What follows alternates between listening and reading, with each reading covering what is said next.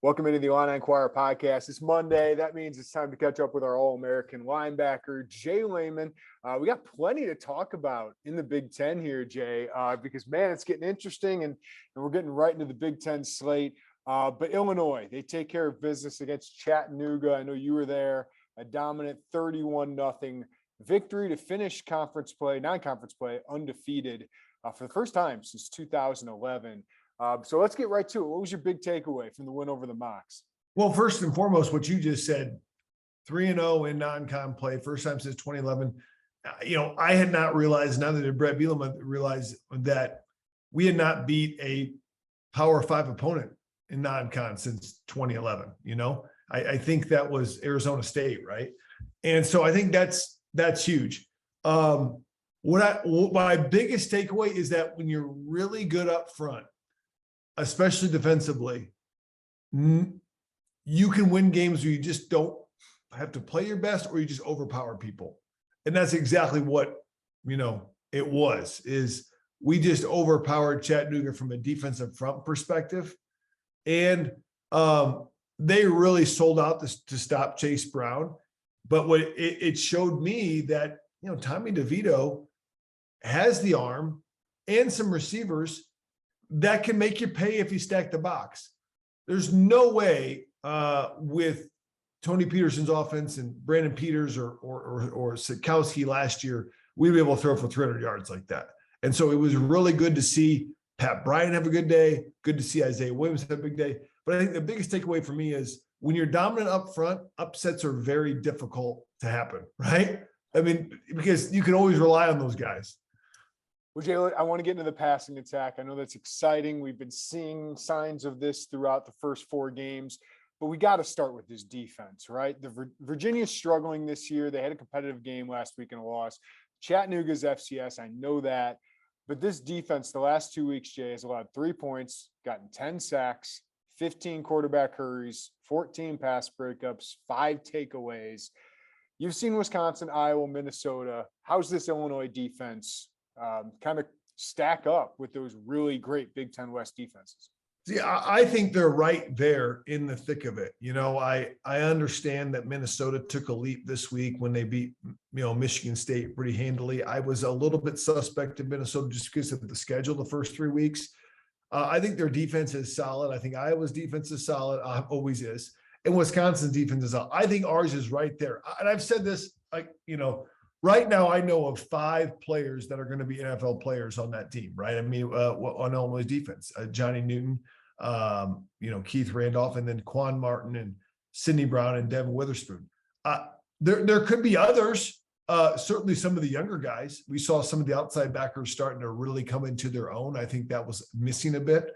What's interesting to me, too, is if you just look at how we play coverage-wise on people, we're probably most similar to Wisconsin, who's a very handsy man-to-man team. I think you're asking me to stack up the defenses, I think coverage-wise, we have the most suffocating, challenging coverage in the Big Ten that I've seen, okay? That doesn't mean we're going to get the most picks. A lot of times our eyes are not on the quarterback. It's hard to get picks where Iowa's playing zone. Their eyes are going to be on the quarterback. They'll probably get more picks, but they'll give up more receptions. We'll have a lot more pass breakups. You'll see a lot more pass breakups by our defense than, say, an Iowa defense, which will go for interceptions. So I think we're right there in the thick of it. I think what we may lack a little bit, I thought early on, was a good edge rusher, but I think Akis and I think Coleman are starting to improve and get up to that Carney Gay level.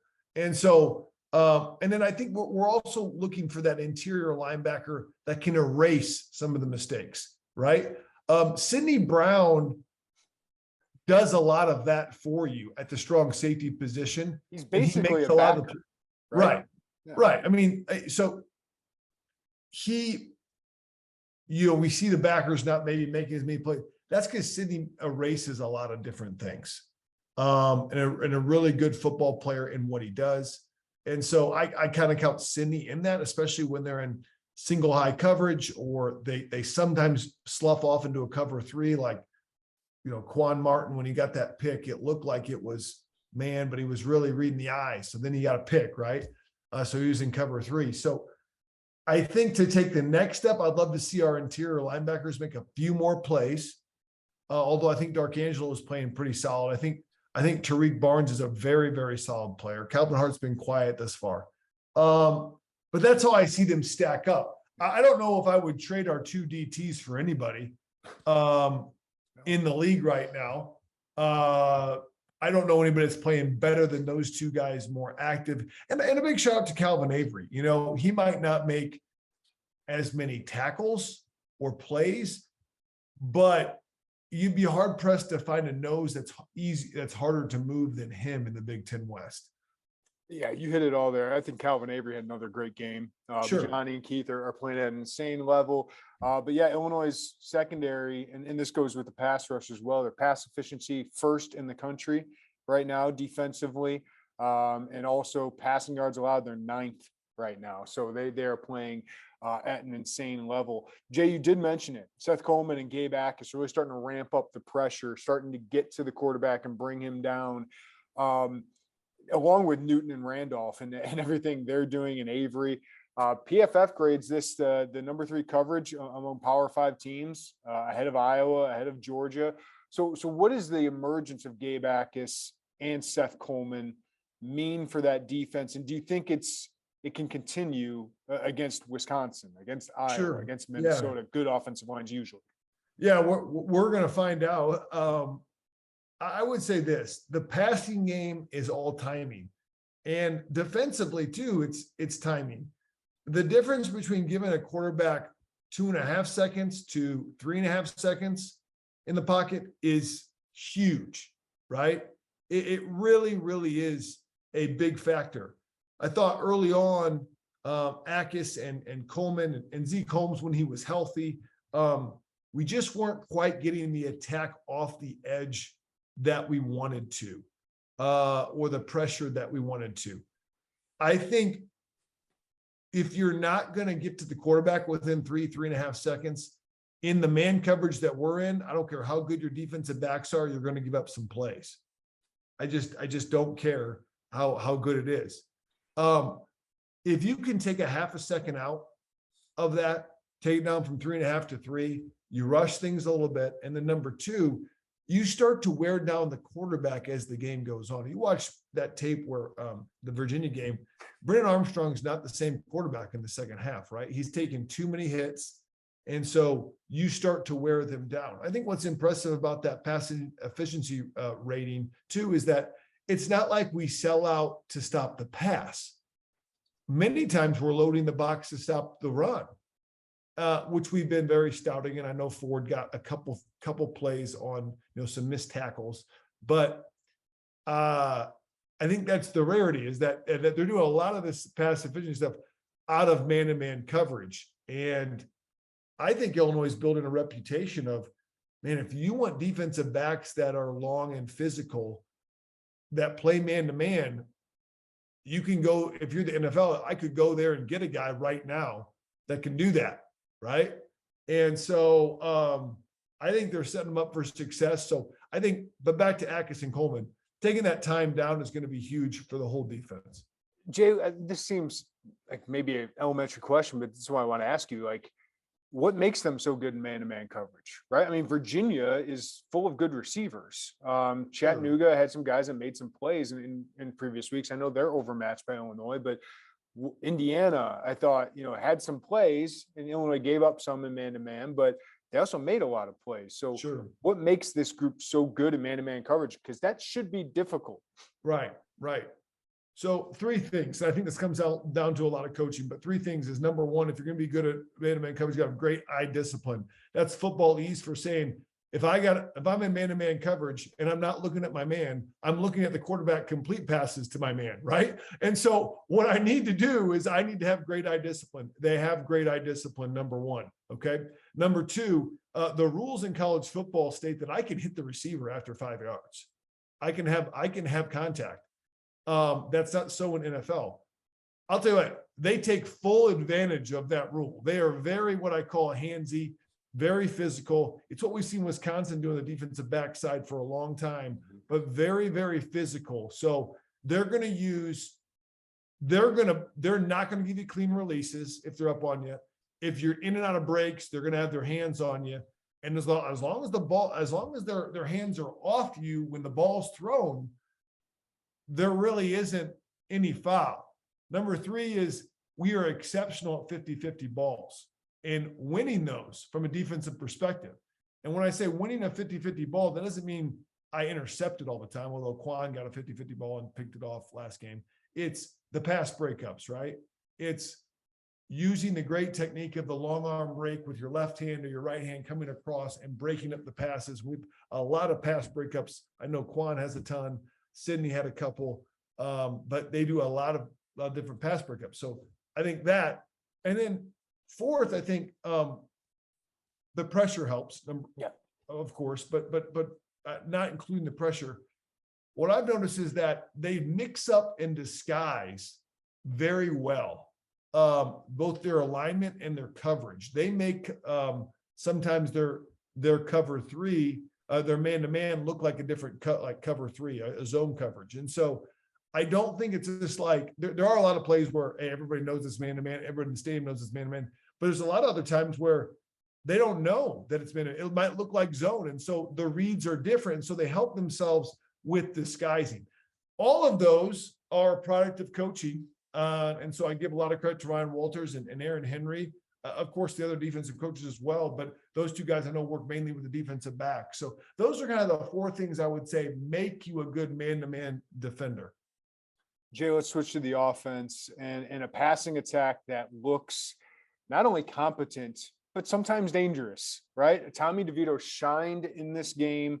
Maybe one bad decision the entire game. We'll get to Pat Bryant and what he means for this passing offense, but what worked so well for DeVito and Illini against Chattanooga? And it seemed like, from my perspective, there was a lot more RPOs in this game.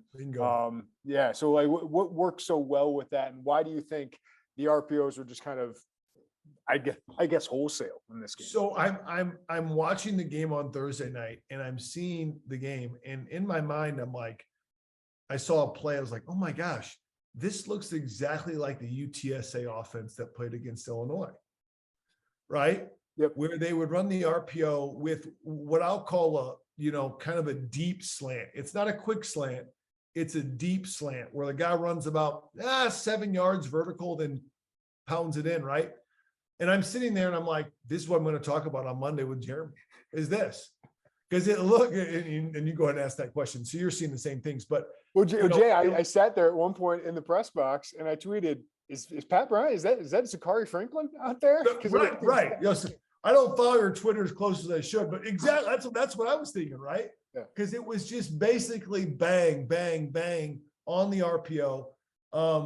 It was a lot of counting boxes too and saying, okay, wait, I can throw this right out to Pat Bryant, that first throw that to Pat where he kind of made one guy miss and then got upfield. That's simply just a numbers thing. Okay, well, they were trying to put one more in the box for Chase. They were determined not to let Chase beat him. And I think it opened up a ton of plays in the RPO game, like you said. And the RPO game is just, it's very, one, you gotta be able to run the ball. We can do that. Okay. Number 2, it's very timing oriented, very, very timing oriented, right? That ball is going to a spot on the money. Number 3, you got to be able to win contested catches, something that our receivers have not been great at. Partly because of their size, but also they just haven't been great at contested catches. We did all that and better. I know it was against a lesser opponent, albeit a top 10 opponent in the FCS. But yeah, I thought it was for sure the UTSA offense reward. This is what I thought we were getting, but I think it's taking time to get there. Jay, Pat Bryant plays a key in that. I want to ask all that, but I mean, the quarterback is so important in making those decisions. What is on Tommy DeVito, and what do you think can make him effective going into Big Ten play with those kind of RPOs? So one thing I like about the RPO is you basically take protection out of the equation, right? So That's not to say our offensive line isn't doing a good job protecting. I think overall they've kept DeVito upright, right? Or that was the promise to get him here. He's been sacked a lot at Syracuse, right? So what I like about RPO is you take away basically your quarterback getting hit on an RPO because he's either going to hand the ball off or throw it quickly. So it gives him confidence he can step into his throw, number one, on RPO. I think what is underrated about DeVito, that it's underrated about every quarterback because we fall in love with how tall a guy is, how fast he is, how strong his arm is the accuracy. And I'll go back to this again. Drew Brees, a little bit older than me, had a chance to play against an NFL. He led I think he's at the all-time record for accuracy, right? I mean, completion percentage. Not the biggest, not the fastest, nor am I comparing DeVito to Drew Brees. I'm just saying what was he, 23 of 31, or it was something like in that. You don't do that in a college game without being a highly accurate quarterback. Like it's hard, right? And number two and number three is I just think he's made smart decisions.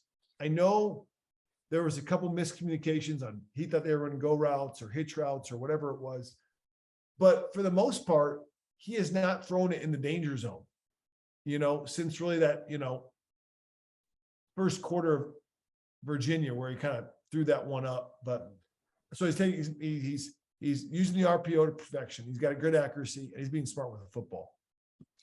Pat Bryant has emerged. He's now led the team in receiving yards 3 of the 4 games this season. Isaiah Williams, I think they're using him like we expected them to, but they needed a deep threat. And that was kind of our who's the big physical guy that can go win these contested catches.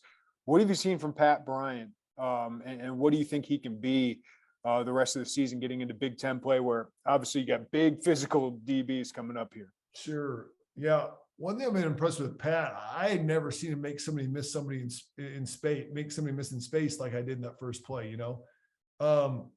we always teach as linebackers that a guy will approach you. I'll get a little geeky here. So when you're trying to make an open field tackle, what will happen is you will break down, he will break down, and right before he cuts, his chest is going to come up. He's going to do a long arm stick the opposite direction of he's actually going to go, meaning that he's going to put his foot out to the opposite direction. And you've got to program yourself as a linebacker to go opposite of that stick, because if you do, you'll hit him right in the chest. If you don't, you'll always miss him. It brought me back to that drill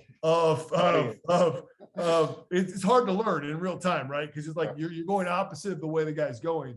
But it's you'll see this happen over and over. The guy will run at you, put a stick in the ground like he's going to go, and then come back the other way. And that's exactly what he did. Put it in the ground, made a guy miss, got upfield, and got vertical. Didn't dance a lot, which I liked. He's been really, really good, and he hasn't been challenged that well of getting off the line.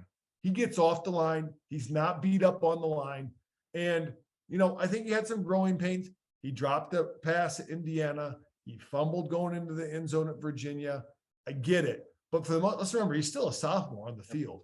And I think he's finally bulked up a little bit. He's got the size, but he's got the speed that we're looking for.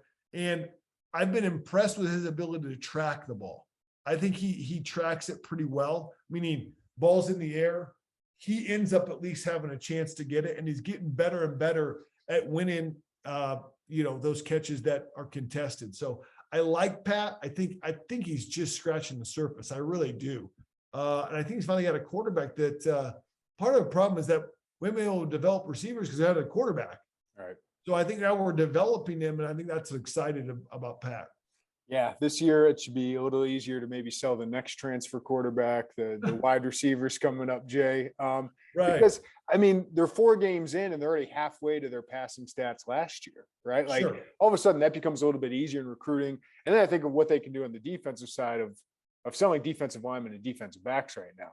And we know the running backs, we know the offensive line, but that should help. And getting to a bowl game helps, but developing pros and putting up numbers certainly is what these recruits want. This is the team that is probably, gonna have 6, maybe 7 draft picks. I don't know. I don't know where Palczewski or Pearl kind of fit into that.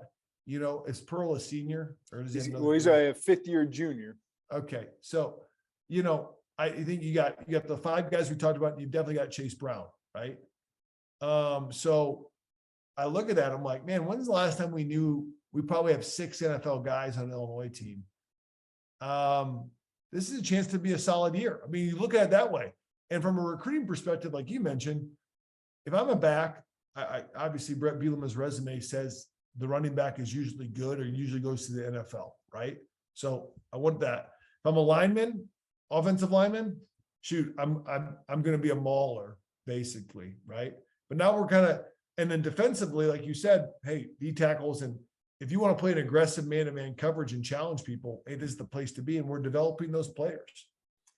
Well, Jay, a monster matchup in Wisconsin. I know the storyline is Brett Bielema returning 10 years later after surprisingly leaving, but this is a huge opportunity for the Illinois football program, right? They opened as 9.5 underdogs. That's moved to 8.5.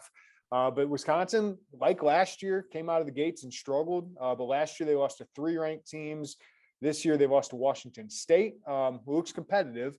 But they were outclassed by Ohio State, which not a surprise. But what do you think of this Illinois-Wisconsin matchup, given what happened last year, right? Wisconsin was kind of wounded coming to that game last year, and they just absolutely dominated Illinois physically in that 24-0 shutout. Yeah, I mean, it was 24-0. It might have been 54-0 the way it felt in that stadium that day. Illinois just could not do anything. I remember the plan was to throw the ball, short passes, and it just didn't work. We didn't get Chase Brown the ball that much, and it was unfortunate. Let's just say that. And I think this is really another full circle game, kind of like Virginia was. But this was kind of like Brett Bielema, Illinois, welcome to the Big Ten Conference, and Wisconsin just laid it on them, right? And we've always said Illinois aspires to be Wisconsin. They aspire to be Iowa. And I think this is a full circle game for them. I think they've had this one circled maybe even more than the Virginia game. In fact, this is the last game I can really remember that Illinois got dominated up front and physically. I haven't seen them be dominated. So I think it's going to be a very, very different ball game than last year. I think it's going to come down to the fourth quarter. I really do. Who can make plays when it really counts in the red zone, third down, and of course, turnovers. Like all big games come down to that. Because I do think they are very actually evenly matched. One thing that I'm concerned about that we just haven't seen a ton of is we have not seen a run game with the hard play action that Wisconsin has. And hopefully the man-to-man coverage negates that, because play action should not affect man-to-man coverage on receivers. It does affect the linebackers, though, the tight ends, because they're the guys that have to guard tight ends and running backs. And you've got to take over the run and know where your man's at. So I think that's what concerns me, is I don't think they've seen an attack like this, but I'm anxious to see what will happen. In my mind, Jay, that all that RPOing against Chattanooga was to set up this week, because I don't think Illinois is going to be able to run the ball against Wisconsin like they have recently. Because I mean, Jim Leonard's defense is that good, and we've just seen Illinois at some points struggle to run the ball, even though Chase Brown can I guess outrun some bad blocking at some points. They're going to have to throw the ball, right? A lot to win this game.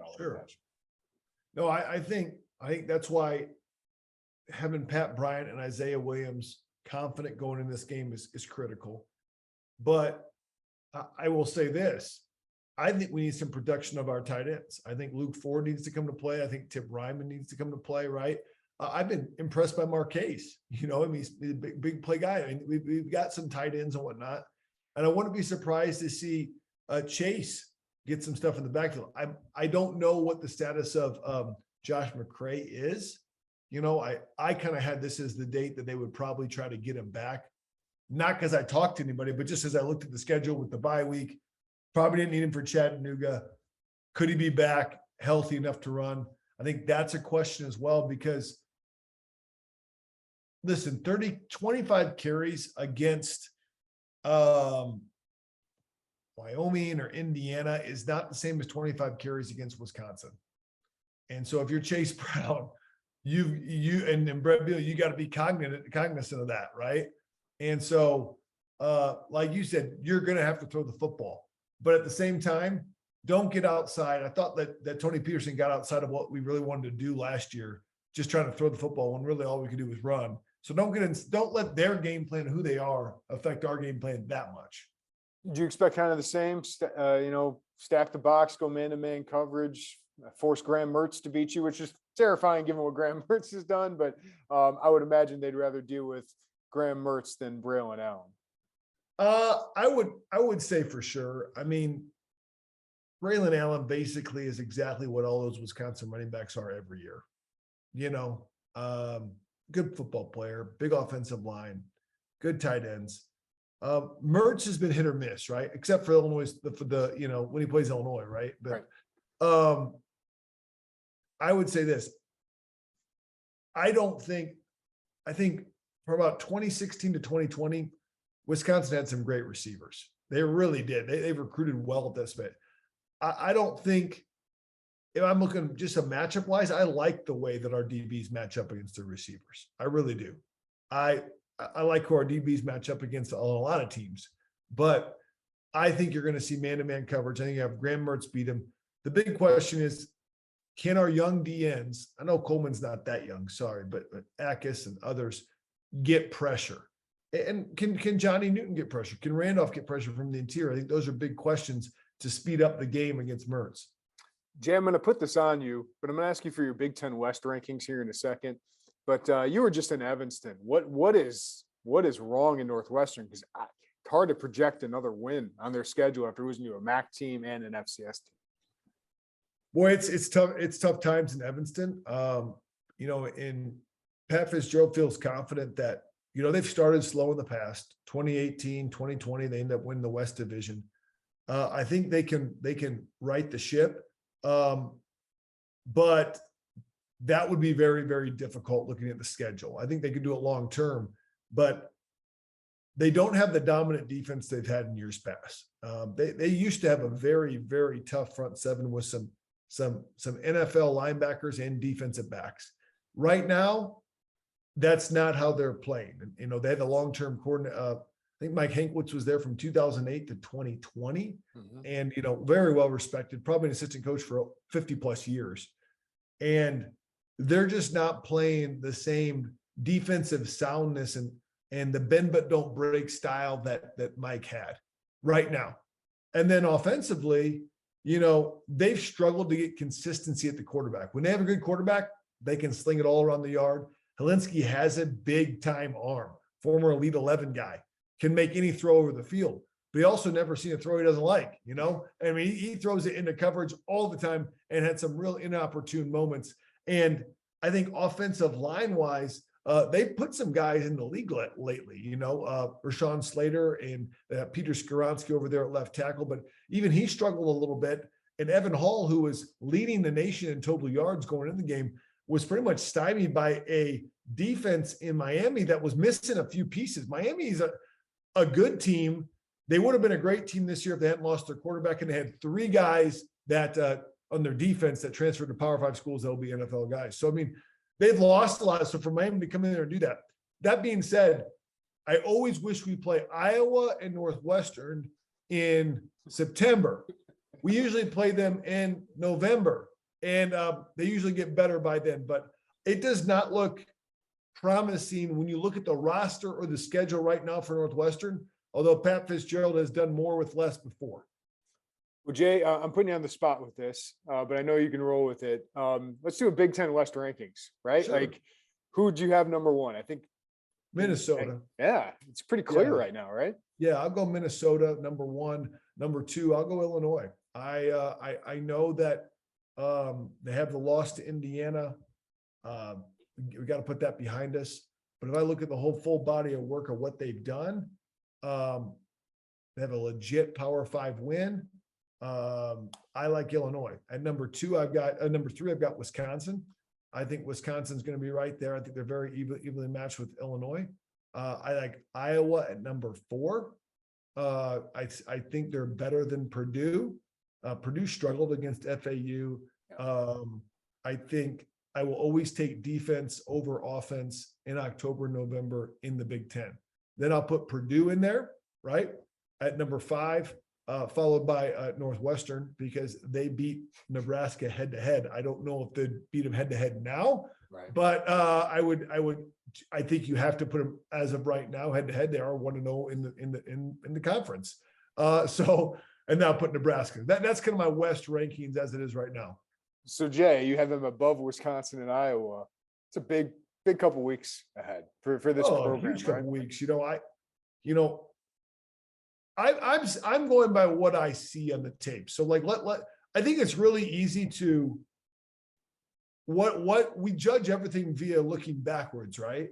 But if I was from another planet and I knew football and I just looked at the 4 games on tape that there've been, right?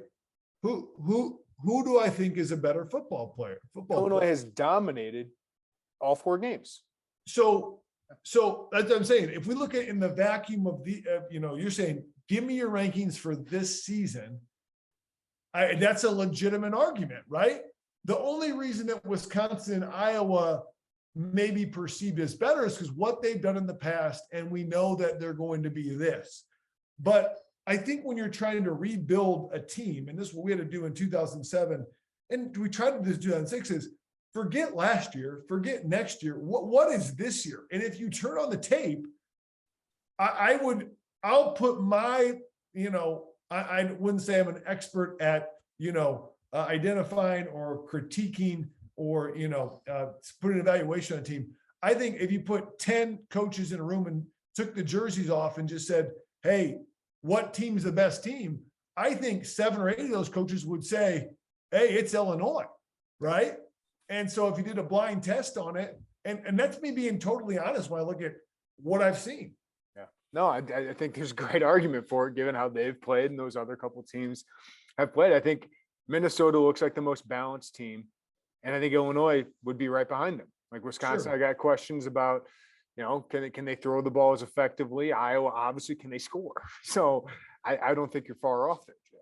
And who's got the best win? Arguably, it's Minnesota, right? I mean, they probably have the best win, although we just don't know what Michigan State has. It kind of has that feeling of, was it 2017 where Michigan State went from 12 wins to 3 wins? It kind of has that feeling there with the loss to Washington and whatnot. So, but I think if we look at this year, that's where we're at right now.